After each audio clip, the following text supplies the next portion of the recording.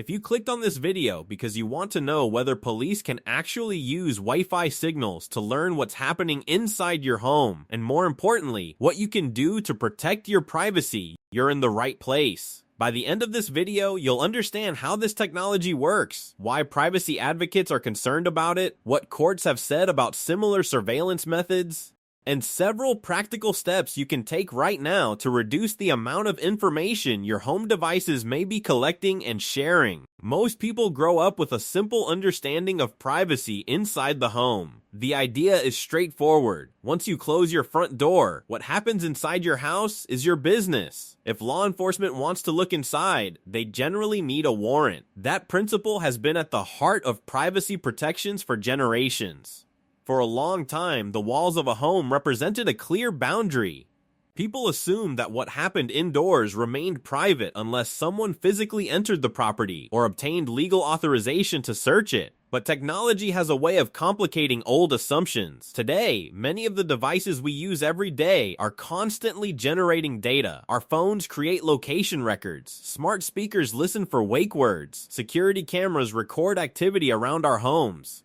Smart thermostats learn our routines. Fitness trackers collect health information. Connected appliances communicate with cloud services. And now, researchers and technology companies have discovered that ordinary Wi-Fi signals can reveal far more information than most people ever imagined. That raises a troubling question. If Wi-Fi signals can detect movement inside a home, could those signals eventually become another source of surveillance data? To understand why this issue matters, you first have to understand how quickly technology often moves compared to the legal system. New tools appear almost overnight. Companies develop products, consumers adopt them, and government agencies begin exploring their capabilities. Only years later do courts have an opportunity to examine whether those uses are consistent with constitutional protections. That delay creates a period of uncertainty. During that time, questions about privacy, data collection, and surveillance often remain unresolved. The technology exists, the capabilities are real, but the legal boundaries may not yet be clearly defined, and when that happens, people often discover the implications long after the technology has already become widespread and deeply integrated into everyday life. Imagine for a moment that someone could build a picture of your daily routine without ever stepping inside your home. They might know when you wake up. They might know when you leave for work. They might know when certain rooms are occupied. They might know when everyone has gone to sleep. Over weeks or months, they could potentially assemble a detailed timeline of habits, routines, and movement patterns. Whether those conclusions are accurate or not, the existence of that information changes the conversation about privacy. The surprising part is that much of this discussion starts with something as ordinary as your Wi-Fi router. Most people think of Wi-Fi as nothing more than the invisible connection that allows devices to access the internet. You connect your phone, laptop, television, gaming console, and smart devices. As long as everything works, you rarely think about what the router is actually doing behind the scenes. But Wi-Fi signals are constantly traveling throughout your home. Those radio waves pass through rooms, reflect off walls, bounce around furniture, and interact with people moving through the space. Every movement creates tiny changes in how those signals behave. Most of those changes are invisible to us. We cannot see them. We cannot hear them. And under normal circumstances, we never notice them. For years, engineers primarily viewed those changes as technical information useful for improving wireless performance. If a signal weakened, the system could compensate. If interference appeared, the router could adjust. The focus was reliability, speed, and connectivity. Then, researchers began exploring a different possibility. What if those signal changes could be analyzed to detect movement? As it turns out, they can. Modern systems can often recognize when someone enters a room, walks through a hallway, moves around a particular area, or leaves a space entirely. The technology works because human movement affects wireless signals in measurable ways. Small changes create measurable patterns, and measurable patterns can be analyzed. This discovery has led to a growing number of consumer features designed around convenience. Some internet providers and technology companies have introduced motion-aware services that use Wi-Fi signals as a type of presence detection system. Instead of requiring dedicated motion sensors, the Wi-Fi network itself can help determine whether activity is occurring inside the home. For homeowners, that may sound useful. Lights can turn on automatically when someone enters a room. Notifications can alert parents when children arrive home. Heating and cooling systems can respond more efficiently. Automated routines can activate based on movement patterns. Smart home devices become more responsive, more convenient, and potentially more efficient. The appeal is easy to understand. The concern emerges when convenience and surveillance begin occupying the same space. Whenever information is collected, stored, analyzed, or shared, questions naturally follow. Who has access to that data? How long is it retained? Where is it stored? Can it be shared with third parties? Under what circumstances can someone else obtain it? Those questions become even more important as the technology becomes more sophisticated. Detecting movement is one thing. Identifying individuals is something entirely different. Researchers have already demonstrated that patterns of movement can reveal surprisingly unique characteristics about a person. The way someone walks, shifts their weight, carries themselves, or moves through a room may create recognizable behavioral signatures. In some cases, systems can use those patterns to distinguish between different individuals. Think about that for a moment. A system may eventually be capable of recognizing not only that someone is moving through a home, but potentially who that person is. Unlike a password, you cannot easily change the way you naturally walk. You cannot simply replace your posture. You cannot completely redesign years of movement habits overnight. Those characteristics are deeply ingrained. As these capabilities improve, they may become integrated into more consumer products. Future devices may not simply detect occupancy. They may identify individuals, classify activities, recognize patterns, and generate increasingly detailed behavioral data. And once information exists, it often attracts interest from many different directions. This is one reason privacy advocates pay close attention to emerging surveillance technologies. Historically, law enforcement agencies have shown interest in tools that provide additional information during investigations. That interest is not unique to Wi-Fi sensing. Over the years, discussions have emerged surrounding location data, license plate readers, smart cameras, cell site simulators, connected devices, facial recognition systems, and countless other technologies capable of generating information about people's activities. A common pattern often appears. Technology becomes available. Organizations begin using it. Legal challenges eventually follow. Courts then spend years determining where constitutional limits should be drawn. In the meantime, questions remain, and whenever technology advances faster than legal protections, public debate usually follows close behind.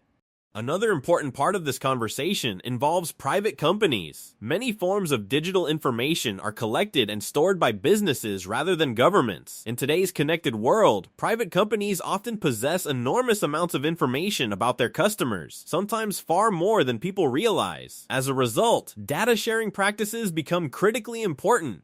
Some information may be provided voluntarily by companies. Other information may be obtained through legal processes. In certain situations, information may be commercially available through various data markets. Different organizations may collect, analyze, purchase, store, or exchange information for a variety of purposes.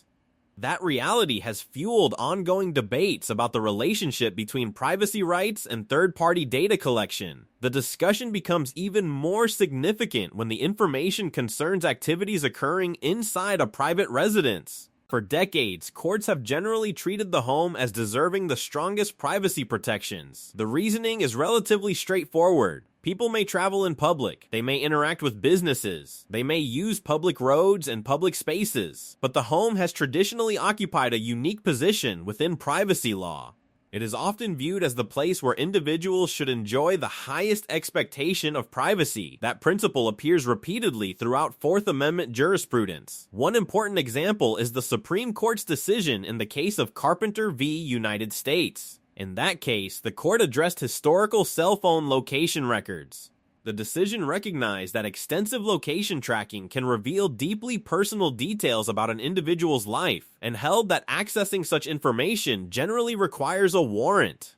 The case signaled growing judicial awareness that modern technologies can create detailed pictures of people's lives in ways that were previously impossible. A person's movements over days, weeks, or months can reveal where they work, who they associate with, what routines they follow, and countless other personal details. The court acknowledged that digital records have the potential to expose information that earlier generations of technology simply could not provide. Another frequently discussed case is Kilo v. United States.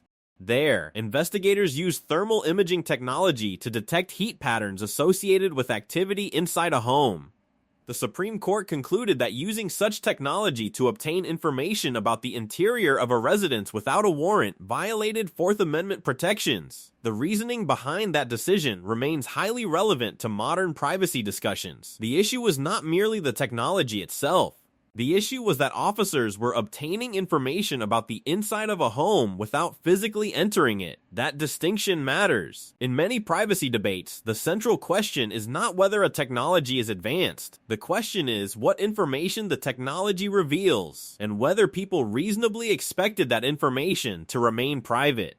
When evaluating emerging surveillance tools, courts often focus on whether the technology grants access to information that would otherwise remain hidden from public observation. As Wi-Fi sensing capabilities continue to develop, many legal scholars expect similar constitutional questions to arise. Could movement patterns inside a home be treated similarly to thermal imaging? Would detailed occupancy information require additional legal protections? How should courts evaluate technologies that can infer activities without directly recording images or audio? These are the kinds of questions that may eventually reach the judicial system. However, court cases do not appear overnight. It often takes years for legal disputes to move through the judicial system. Significant constitutional rulings may arrive long after a technology has already become widespread. By the time an important legal decision is issued, millions of people may already be using the technology in question. That means individuals concerned about privacy frequently look for practical solutions they can implement themselves. So what can someone do today? The first step is understanding what devices are actually operating inside your home. Many people have no idea how many connected devices they own. Routers, smart speakers, smart televisions, security systems, thermostats, cameras, lighting systems, doorbells, appliances, voice assistants, streaming devices, and gaming systems may all be collecting different categories of information. Over time, the number of connected devices in a typical household has increased dramatically. Each device may collect a small amount of information. Together, they can create a much larger picture. Take inventory. Identify what devices are connected to your network and review their settings. Many people are surprised to discover features they never intentionally enabled. Next, examine your router configuration. Some routers and mesh networking systems include features related to motion sensing, occupancy awareness, presence detection, or similar capabilities. If you are not using those functions, consider disabling them. Spend a few minutes exploring settings menus rather than relying on default configurations. Many privacy-related features are buried several layers deep within device settings. You should also review privacy settings related to diagnostics and analytics. Many devices send performance information back to manufacturers. While those programs may help improve products, users should understand what information is being transmitted and decide whether participation aligns with their privacy preferences. Disable unnecessary analytics, diagnostic reporting, usage sharing, and remote management features whenever practical. Even small adjustments can reduce the amount of information leaving your network. Another useful step involves evaluating who controls your networking equipment. When internet service providers supply routers directly to customers, some settings may be less transparent than those available on personally managed equipment. Owning and configuring your own router often provides greater visibility into available features and privacy controls. Control and transparency generally go hand in hand. The more visibility you have into your devices, the easier it becomes to make informed decisions about privacy. Finally, consider whether every smart device in your home is truly necessary. Convenience is valuable. Technology can improve daily life in countless ways. Many connected devices provide genuine benefits and useful features. At the same time, each additional connected device potentially generates additional data. A smart thermostat may learn occupancy patterns. A smart speaker may process voice interactions. Connected lighting systems may track routines. Motion sensors may record activity patterns. Security systems may log events and notifications. Individually, each data point may seem insignificant. Collectively, they can create a surprisingly detailed portrait of daily life. That does not mean people should abandon technology. It means people should understand the trade-offs involved and make informed decisions about which devices they invite into their homes. Privacy is often strongest when it is managed proactively rather than reactively. At the end of the day, the broader issue is not whether technology will continue advancing. It will. New capabilities will emerge, new products will appear, and new forms of data collection will continue to develop. The real question is whether privacy protections will evolve alongside it. As new tools emerge, society must continually decide how much information should remain private, what safeguards should exist, and where constitutional boundaries should be drawn. Because once technology gains the ability to observe activities that were previously hidden from view, the conversation is no longer just about innovation. It becomes a conversation about freedom, privacy, personal autonomy, and what it truly means to feel secure inside your own home. And that's a conversation that is only becoming more important with every passing year.